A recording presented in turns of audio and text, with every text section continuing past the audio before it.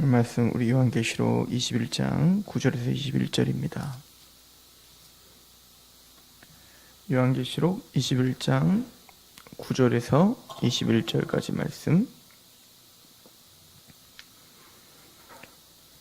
함께 봉독하도록 하겠습니다. 요한계시록 21장 9절에서 21절 시작.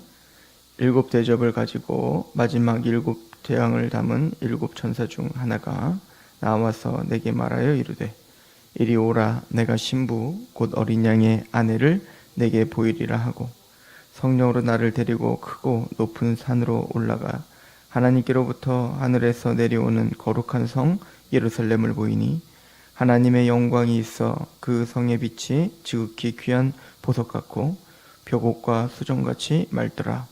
크고 높은 성곽이 있어 12문이 있는데 문에 12 천사가 있고 그 문들 위에 이름을 썼으니 이스라엘 자손 12지파의 이름들이라. 동쪽에 세 문, 북쪽에 세 문, 남쪽에 세 문, 서쪽에 세 문이니 그 성의 성곽에는 12 기초석이 있고 그 위에는 어린 양의 12 사도의 12 이름이 있더라. 내게 말하는 자가 그 성과 그 문들과 성곽을 측량하려고 금 갈대자를 가졌더라.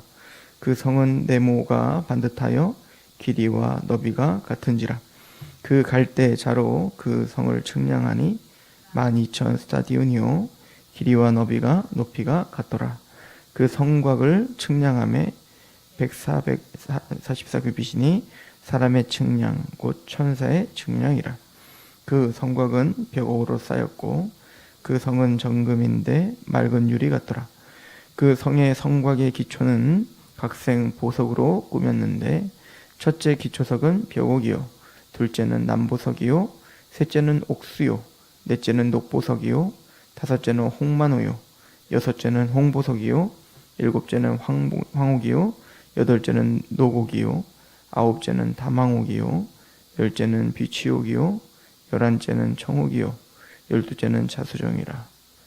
그 12문은 12진주니 각 문마다 한 개의 진주로 되어 있고 성의 길은 맑은 유리 같은 정금이더라. 아멘.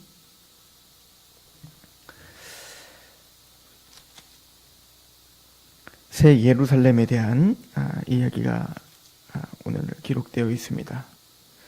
첫 번째 창조되었던 땅과 하늘과 바다는 이제 없어졌고 새 하늘과 새 땅이 하늘에서 내려오는 것을 봤죠. 그리고 또한 이것을 새 예루살렘, 또 하나님의 그 나라, 하나님의 통치, 다윗 왕의 이제 영원한 통치가 이루어질 바로 새 예루살렘을 봤습니다. 이 새 예루살렘의 특징은 12문이 있다는 것과 또 12 기초석이 있다는 것이에요. 12문은 12지파, 구약의 12지파의 이름으로 쓰여져 있고 12문은 어린 양의 12 사도의 12 이름이다 라고 이야기를 합니다. 그래서 이 요한계시록 전체의 어떤 그 상징적인 의미들과 또 등장했던 그런 어떤 상징 단어들 우리가 여러 가지를 좀 포괄적으로 본다면 특별히 24장로와 14만 4천을 아마 이 말씀과 함께 보는 것이 합당하다고 봅니다. 그래서 24장로는 바로 12과 12, 24장로는 신구약 전체 교회의 어떻게 보면 대표하는 사람들이라면 12은 구약의 또 12은 신약의 하나님의 교회의 대표들이지 않겠나라는 생각을 하죠. 또 14만 4천 또한 12 곱하기 12 곱하기 1000이라고 했죠. 즉 앞에는 구약의 하나님의 백성 또 신약의 하나님의 백성 그리고 곱하기 1000을 함으로 많다, 꽉 찼다, 또한 하나님의 군사들이다 라고 하는 의미를 담고 있다라고 하는 걸 이미 봤을 것입니다. 마찬가지로 이 새 예루살렘, 그죠?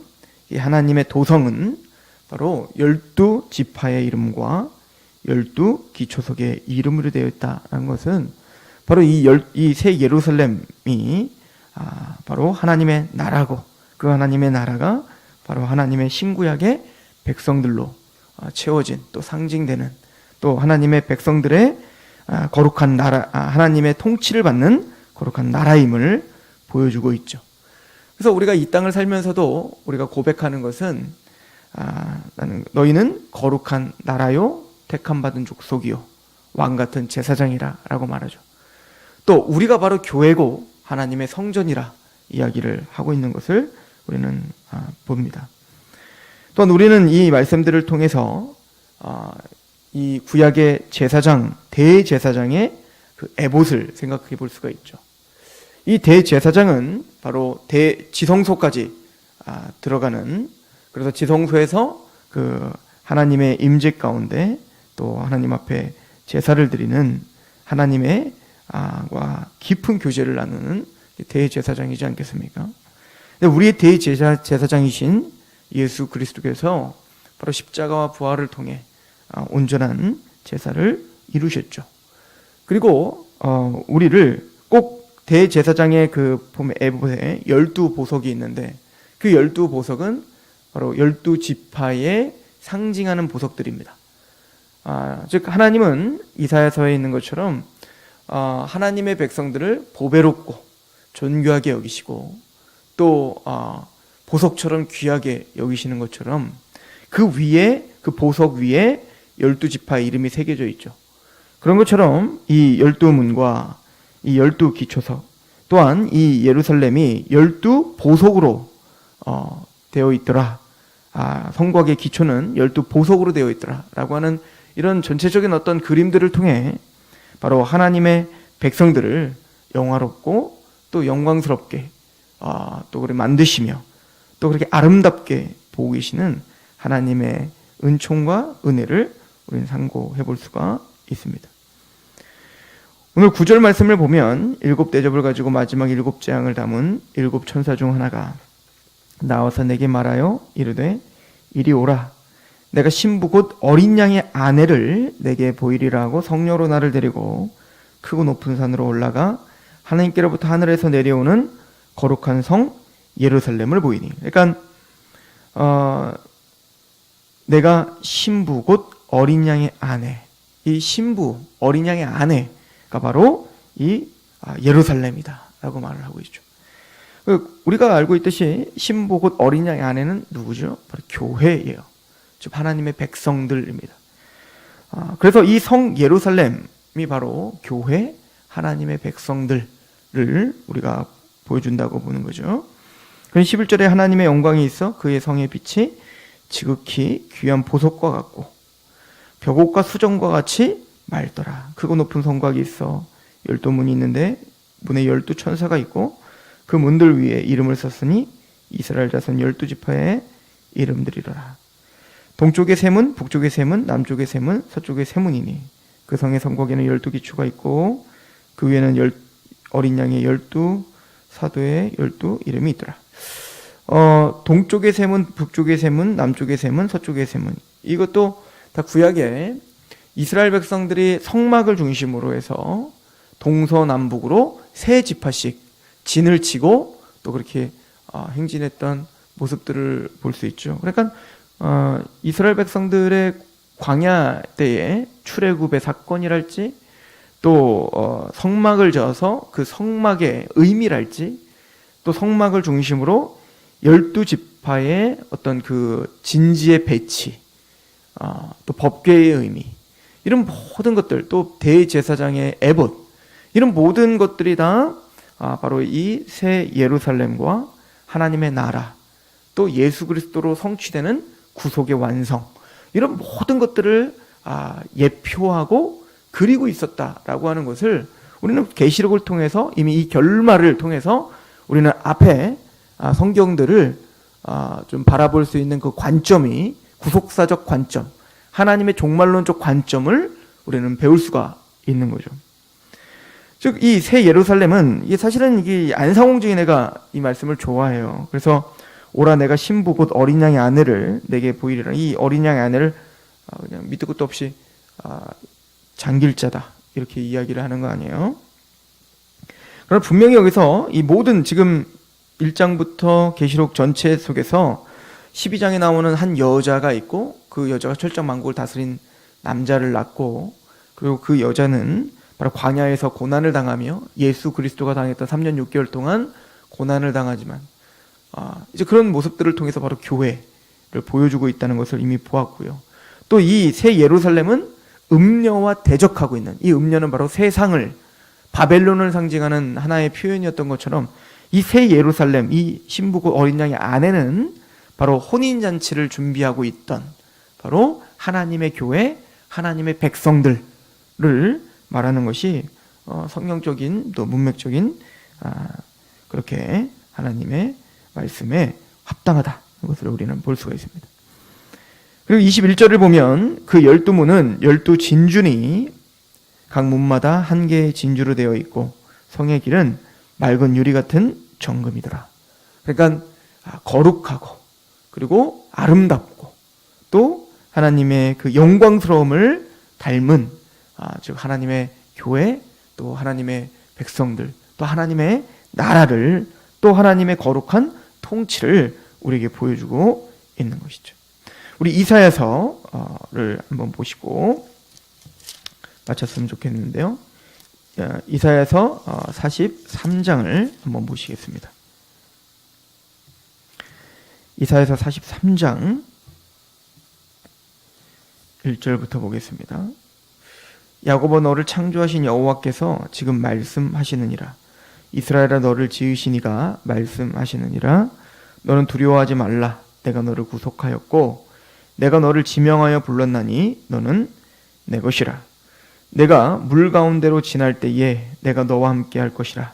강을 건널 때에 물이 너를 침몰하지 못할 것이며 내가 불 가운데로 지날 때에 타지도 아니할 것이요 불꽃이 너를 사르지도 못하리니 대전 나는 여호와 내 하나님이요 이스라엘의 거룩하니요 내 구원자임이라. 내가 애굽에 너의 성량물로 구스와 스바를 너를 대신하여 주었노니 내가 내 눈에 보배롭고 존귀하며 내가 너를 사랑하였은즉 내가 내 대신 사람들을 내어주며 백성들이 내 생명을 대신하리니 두려워하지 말라. 내가 너와 함께 있어 너와 함께 하여 내 자손을 동쪽에서부터 오게 하며 서쪽으로부터 너를 모을 것이며 내가 북쪽에 이르기를 내놓으라. 남쪽에 이르기를 가둬두지 말라. 내 아들들을 먼 곳에서 이끌며 내 딸들을 땅끝에서 오게 하며 내 이름으로 불려지는 모든 자 곧 내가 내 영광을 위하여 창조한 자를 오게 하라. 그를 내가 지었고 그를 내가 만들었느니라. 오늘 말씀이 전체 구속사를 정리하고 있는, 또 계시록을 우리가 지금까지 상고한 것을 정리하고 있는 듯하죠. 계시록 12장에 보면 우리가 잘 알듯이 그 여자가 광야로 갔을 때 그 용은 입에서 물이 토하게 하여서 그 여자를 떠내려가게 하려고 하죠. 이런 역사는 오늘날 교회에만 있는 게 아니라 구약의 이스라엘 백성들에게도 있었다고요. 즉 그 애굽 파라오가 달려들어서 홍해에 어떻게 보면은 수장당할 수밖에 없었던 이스라엘의 운명, 또 요단강에 빠질 수밖에 없었던 이스라엘의 운명, 그러나 그 물 가운데서 구원하시는 하나님의 은총. 그래서 저는 요한계시록 12장에 보면 그 여자가 광야에서 그 뱀이, 그 용이 물을 강처럼 토하여내지만 그 땅은, 하나님은 그 땅을 통하여 그 모든 물을 흡수하여 그 여자를 보호하시고 마침내는 이 새 예루살렘에 참여하게 하시며, 그리고 오늘 43장 4절에 내가 내 눈에 보배롭고 존귀하며 내가 너를 사랑하였은즉 내가 내 대신 사람들을 내어주며 백성들 내 생명을 대신해라. 하나님 우리를 보배롭고 존귀하게 여기신다 라고 하는 이 하나님의 심정을 바로 그런 보석들로, 그 아름답고 존귀한, 그 당시에 최고의 가치가 있었던 바로 존귀한 보석들로 12지파를, 또 12 제자들을, 그래서 신구약의 하나님의 교회들을 보여주고 있는 모습을, 또 새 예루살렘이라고 하는 용어를 통해 바로 다윗의 왕국, 이제 온전하신 다윗, 바로 예수 그리스도의 어린 양의 온전한 통치가 있는 하나님의 나라가 완성될 것을 우리에게 보여주고 있는 것이죠. 오늘은 이 말씀을 들고 우리가 얼마나 하나님이 존귀하고 보배롭게 여기시는지, 또 하나님이 그 존귀하고 보배롭게 여기시는 우리를 어떻게 주관하시며 또 우리를 인도하시는지, 또 어떻게 지금은 보여지는 상황이 이런 온전한 완성과 승리가 때로는 보이지 않는 것처럼 보일지라도 하나님의 신실하신 그 다윗의 통치가 반드시 우리에게 임할 것임을 믿고 우리를 바라보시는 그 하나님의 사랑 가운데 감격하여 오늘도 승리하는 저는 되기를 축원합니다. 기도하겠습니다. 하나님 아버지, 너무나 감사합니다. 우리가 얼마나 하나님 앞에 존귀한 자인지 그 보석 위에 12지파의 이름들이 쓰여져 있는 것을 통해, 또 그 예루살렘의 기초석이 바로 12제자 신약교회의 대표들의 이름을 통해 바로 신구약의 하나님의 백성들이 하나님의 나라이며 하나님의 거룩한 통치의 대상들이며 하나님의 자녀들임을 다시 한번 상고합니다. 하나님이 정체성을 잊지 않게 하여 주시옵소서. 오늘 하루 살아가며 이 말씀을 들고 승리하며 또 넉넉히 이길 수 있도록 도와주옵소서. 예수님의 이름으로 감사하며 기도하옵나이다. 아멘.